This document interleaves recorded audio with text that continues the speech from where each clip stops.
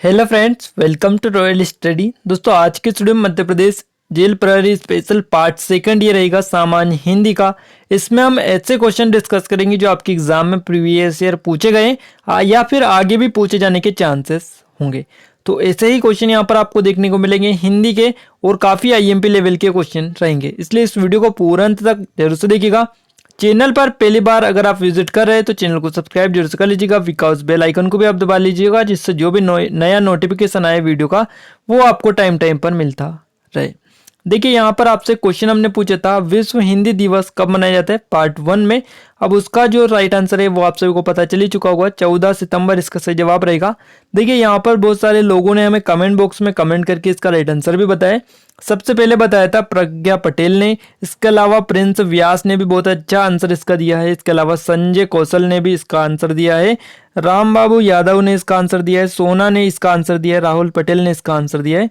तो सभी लोगों ने काफ़ी अच्छा रिस्पॉन्स दिया है, काफ़ी अच्छा जो है कमेंट करके बताया है। तो आपके लिए एक और नया क्वेश्चन हम आपके लिए आज लेकर आए।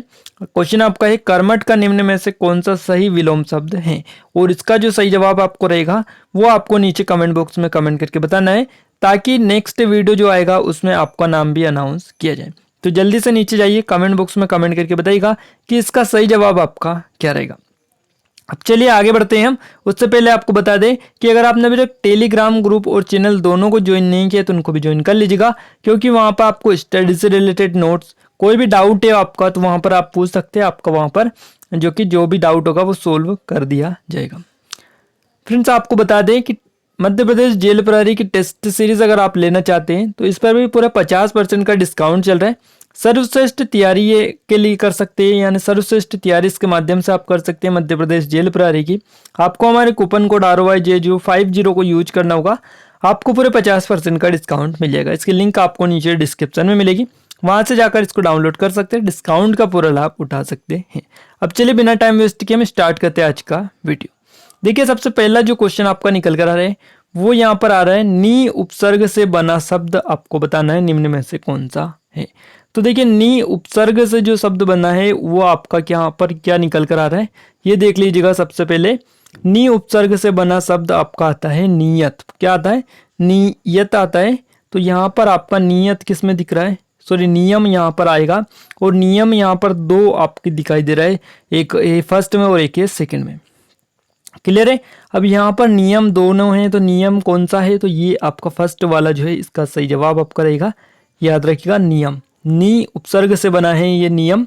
इसके अलावा नी उपसर्ग से और भी शब्द बनते हैं, जैसे आपका निखरा हो गया, निखरा हो गया। इसके अलावा नीडर आपका हो गया। इसके अलावा निहत्ता जो होता है, निहत्ता, ये भी आपका नी उपसर्ग से बना शब्द है। निथोड़ा, निथोड़ा बोला जाता है, वो भी आपका नी उपसर्ग से बना है। ये शब्द है नी उपसर्ग से बने हुए हैं, तो इनको आप एक बार याद रखिएगा। नेक्स्ट क्वेश्चन आता है, कथनी का निम्न में से कौन सा सही विलोम शब्द है। देखिए, कथनी का विलोम शब्द आपको बताना है कि कौन सा है सही विलोम शब्द। तो जो कि कथनी होता है, इसका सही विलोम शब्द होगा आपका करनी। फोर्थ ऑप्शन यहाँ से आपका सही जवाब हो जाता है। इसके अलावा देखिए, कई बार आपके एग्जाम में जो है, ये जो जेल प्रहरी स्पेशल एग्जाम है, इसमें 2 नंबर के आपके विलोम शब्द पूछे जाते हैं, 2 नंबर के आपके पर्यायवाची शब्द पूछे जाते हैं। तो इनको काफ़ी अच्छे से याद करिएगा, क्योंकि कई बार आपके एग्जाम में 2 से ज़्यादा भी पूछ लिए जाते हैं, कभी कभार 2 भी पूछे जाते हैं, स्पेशली याद रखिएगा। इसके अलावा 2 अलंकार से पूछे जाते हैं, 2 जो है छंद से आते, छंद या फिर रस के लीजिएगा, इन दोनों में से कभी इनसे ज़्यादा दे देते, कभी उससे ज़्यादा दे देते, ऐसे यहाँ पर आते हैं। शुद्ध जो वाक्य होता है उससे आते हैं, मुहावरे का अर्थ से 2 क्वेश्चन आते हैं। तो ऐसे मिलाकर पूरा आपको स्ट्रेटजी बता देंगे, अगर आप कमेंट बॉक्स में कमेंट करके बताएगा स्पेशल हिंदी की स्ट्रेटजी आपको कि किस में से कितने नंबर के क्वेश्चन पूछे जाते हैं, और उस पर भी स्पेशल वीडियो आपके लिए बना के दे देंगे। आप नीचे कमेंट बॉक्स में कमेंट करके बता सकते हैं। क्लियर है? अब देखिए, हम थोड़ी सी प्रैक्टिस कर लेते हैं विलोम शब्द के बारे में, जो ज़्यादातर पूछे जाते हैं क्वेश्चन है उनके बारे में। देखिए, एक पूछा जाता है आपका तेजाजी, ये एक पूछा जाता है। इसका अगर विलोम शब्द की बात करें तो इसका विलोम शब्द होता है ग्राही। ग्राही इसका विलोम शब्द होता है, याद रखिएगा, तेजाजी का हो जाता है ग्राही। इसके अलावा तरुण का पूछा जाता है, तरुण जो होता है इसका विलोम शब्द, तो इसका हो जाता है ब्रिज। ब्रिज, ये भी आप याद रखिएगा। इसके अलावा तृप्त जो होता है, तृप्त, उसका अगर विलोम शब्द पूछा जाए तो उसका आगे आ लगा लेना है, अतृप्त उसका विलोम शब्द हो जाता है। क्लियर है।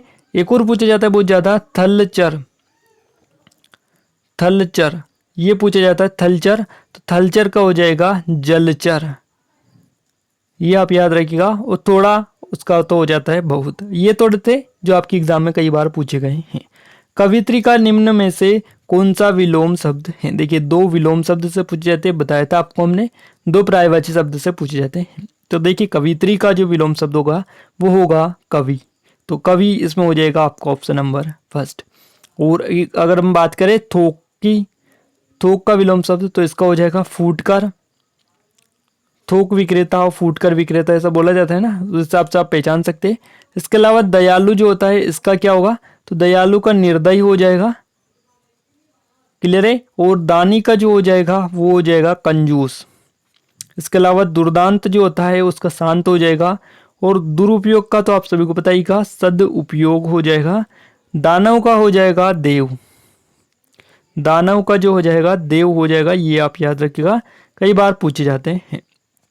संधिश्चेद के लिए सही संधि विच्छेद को चुनिए। अब देखिए, संधिश्चेद के लिए सही संधि विच्छेद को आपको बताना है। इसका सही जवाब आपका रहेगा संधि धन छेद। क्या रहेगा, संधि धन छेद, इसका जो है सही जवाब आपका हो जाता है, याद रखिएगा, संधि धन छेद। क्लियर है। तो यहाँ पर आपका जो सही जवाब यहाँ पर रहेगा वो रहेगा ऑप्शन नंबर थर्ड। क्लियर है, बिल्कुल थर्ड ऑप्शन सही जवाब रहेगा। देखिए, संधि विच्छेद की थोड़ी सी आपको इसके बारे में थोड़ा सा बता देते हैं। देखिए, जब किसी शब्द को दो भागों में तोड़ा जाता है और तोड़े हुए जो दोनों शब्द हैं उनसे अपने शब्दों का अलग सही अर्थ देते हैं, तो देखिए यहाँ पर ये जो शब्द है ये भी अलग अर्थ देता है, ये भी अलग अर्थ देता है, तो इस प्रक्रिया को संधि विच्छेद कहते हैं, ये आप याद रखिएगा। और कई बार आपके एग्जाम में ये संधि विच्छेद पूछे जाता है। दो क्वेश्चन कभी कभी पूछ लिया जाता है, कभी एक नंबर का क्वेश्चन आता है। देखिए, निस्वात जो होता है, निस्वास, तो इसका जो संधि विच्छेद होता है वो होता है नी। क्लियर है। और श्वास इसका होता है, ये कई बार पूछा जाता है। इसके अलावा निराहार भी पूछा जाता है, निराशा भी पूछा जाता है, निर्धन भी पूछा जाता है। इनके याद रखिएगा, इनमें नी शब्द आएगा फर्स्ट में, ये नी वाला, तो ये स्पेशली ये याद रखिएगा इनके बारे में। अधि उपसर्ग से बना शब्द निम्न में से कौन सा है? देखिए, अधि उपसर्ग से जो शब्द बना है वो बना है अधिवर्ष। क्या बना है, अधिवर्ष बना है, तो आपका थर्ड ऑप्शन सही जवाब रहेगा।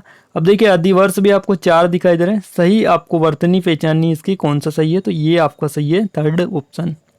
इसके अलावा अधि से और भी शब्द बनते हैं, कौन से, एक तो हो गया अधिकार, अधिकार, इसके अलावा हो गया अधिराज, अधिराज के अलावा अध्यात्म जो होता है ये भी बनता है, अध्यक्ष जिसको बोला जाता है अध्यक्ष, ये भी बनता है, अधिपति भी होता है और अधिवर्ष भी होता है। तो इसके अधि के इतने उपसर्ग से अधि शब्द जो अधि उपसर्ग से इतने शब्द जो है बनते हैं, याद रखिएगा।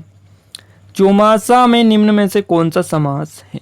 देखिए, समास से भी क्वेश्चन आते हैं, 2 नंबर के क्वेश्चन यहाँ से पूछे जाते हैं। चौमासा जो होता है इसमें जो समास है वो है द्विगु समास, याद रखिएगा, द्विगु समास इसमें है। अब देखिए, द्विगु जो समास होता है इसकी परिभाषा आपको बता देते हैं थोड़ी सी, ताकि आपको याद रहे। देखिए, ये जो द्विगु समास होता है इसमें पहला पद संख्यावाचक होता है और विशेषण होता है। इसके अलावा जो समस्त जो पद है किसी समूह या फिर किसी समाहार का बोध कराता है, वह जो है द्विगु समास कहलाता है। अब द्विगु समास के कुछ उदाहरण भी है, जैसे हो गया दोपहर, यानी 2 पहरों का समाहार। इसके अलावा शताब्दी हो गया, तो 100 सालों का समूह शताब्दी हो गया। इसके अलावा एक और होता है उदाहरण पंचतंत्र, 5 तंत्रों का समाहार, ऐसा बोला जाता है। सप्ताह, ये भी जो है द्विगु समास का उदाहरण है, तो 7 दिनों का समूह इसका होता है सप्ताह। क्लियर है। आगे बढ़ते हैं। शताब्दी का शुद्ध रूप निम्न में से कौन सा है? शताब्दी का शुद्ध रूप है शताब्दी, तो आपका जो सही जवाब रहेगा वो रहेगा आपका ऑप्शन नंबर फर्स्ट। क्लियर है। शताब्दी का शुद्ध रूप ये है। घोड़ा के लिए सही पर्यायवाची वाले शब्दों की पंक्ति को चुनिए। देखिए, घोड़ा का जो पर्यायवाची होता है वो होता है अश्व, एक होता है और एक होता है बाजी, तो आपका फर्स्ट जो है ऑप्शन सही जवाब रहेगा। इसके अलावा जो है घोड़े के और भी नाम होते हैं, जैसे तुरंग हो गया, तुरंगम, इसके अलावा रविपुत्र है, और तुरंग इसका जो है पर्यायवाची होता है, सेंधव होता है, और इसके अलावा दधिका होता है, सरता होता है, और वाजी होता है।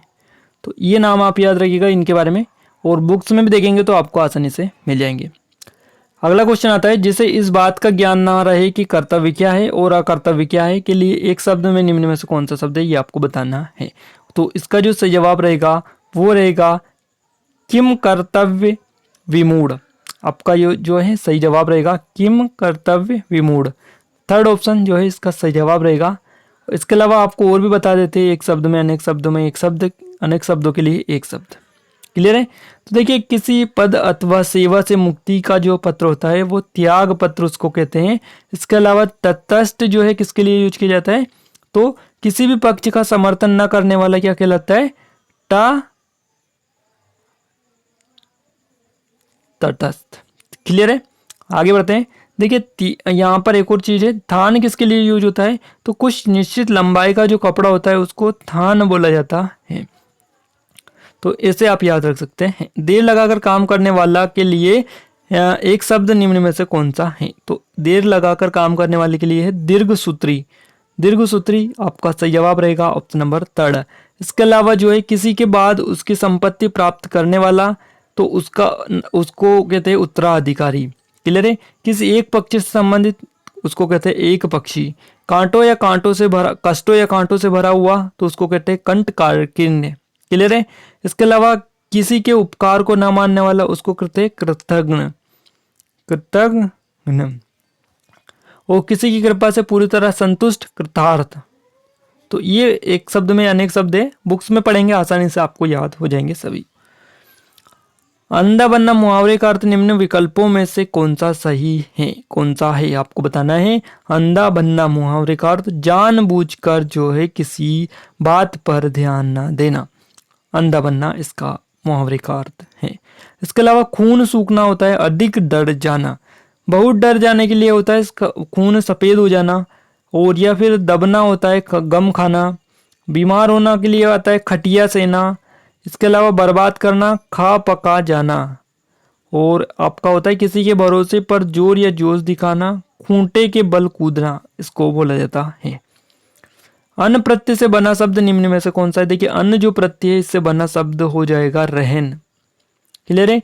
देखिए उपसर्ग जो आता है शब्द के पहले आता है, और प्रत्यय जो आता है शब्द के बाद में आता है। तो रहन में आ गया आपका अन्न प्रत्यय, तो रहन जो है इसमें आपका अन्न प्रत्यय आ रहा है।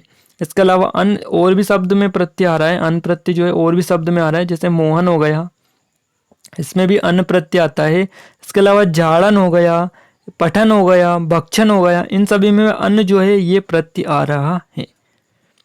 जंगल के लिए सही पर्यायवाची वाले शब्दों की पंक्ति को चुनिए। तो देखिए, जंगल को वन कहते हैं, एक कहते हैं अरण्य, और एक कहते हैं कानन। इसके अलावा इसको कांतार भी कहते हैं, हम कांतार भी कहा जाता है, और बीहड़ भी इसको बोलते हैं बीहड़, और इसको गहन भी कहते हैं, वन को गहन भी बोला जाता है, कानन भी इसको बोला जाता है जैसे कि यहाँ पर है, और इसको विटप भी बोला जाता है। तो इन सभी नामों से इनको जाना जाता है, पर्यायवाची शब्द ये इसके हैं।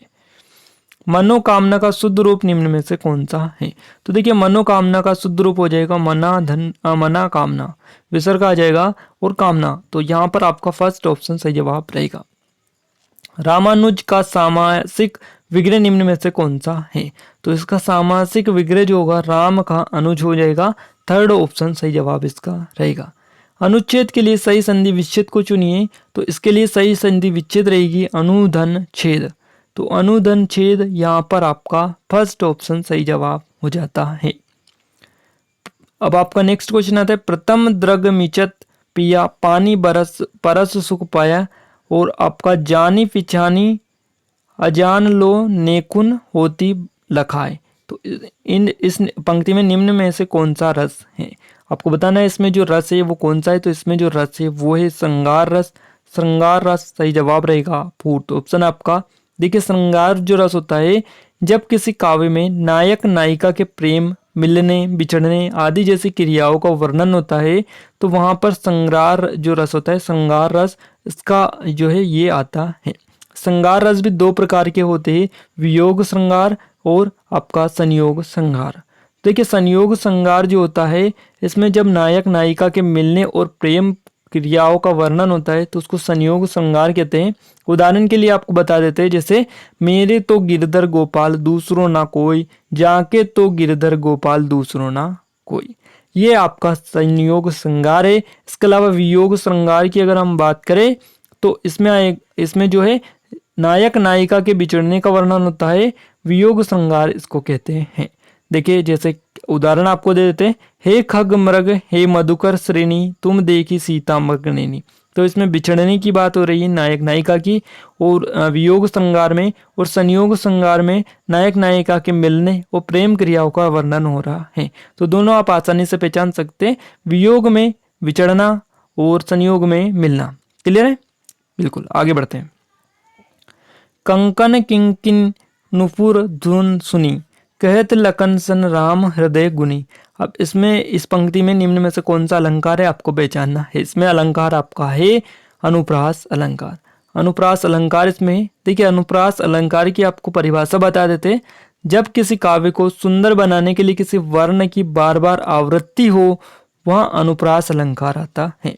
बार बार आवृत्ति होती है कंकन किंकिन, तो यहाँ पर आपका देखिए किसी विशेष वर्ण की आवृत्ति से वाक्य सुनने में सुंदर लगता है और बार बार उस जो है वर्ण की जो है आवृत्ति होती है। जैसे आपको उदाहरण एक और बता देते हैं, ये उदाहरण तो आपके सामने है ही सही, आपको फेमस उदाहरण बताते हैं, चारों चंद्र की चंचल किरणें खेल रही जल थल में। तो चारों चंद्र की चंचल किरणें आपको याद रखना है, ऐसे आपका जो है अनुप्रास अलंकार आता है। क्लियर? आगे बढ़ते हैं। अति मलिन वृष भानु कुमारी, हरिश्रम जल अंतर तनु बीजे, ता लालच न धुआवत सारी। में निम्न में से कौन सा रस है? इसमें जो रस है वो श्रृंगार रस है। थर्ड ऑप्शन आपका सही जवाब रहेगा। इसके बारे में आपको पूरा डिटेल में बता चुके हैं। नेक्स्ट क्वेश्चन आता है, कनक कनक ते सो गुनी मदकता दिखाए, वह खाए बोरात जग वह पाए बोराए। निम्न में कौन सा अलंकार है?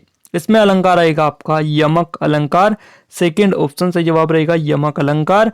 याद रखिएगा इसके बारे में। देखिए यहाँ पर यमक अलंकार काफी बार पूछा भी जाता है आपको एग्जाम में, तो इसको आप जरूर से याद रखिएगा। क्लियर चीजें? बिल्कुल।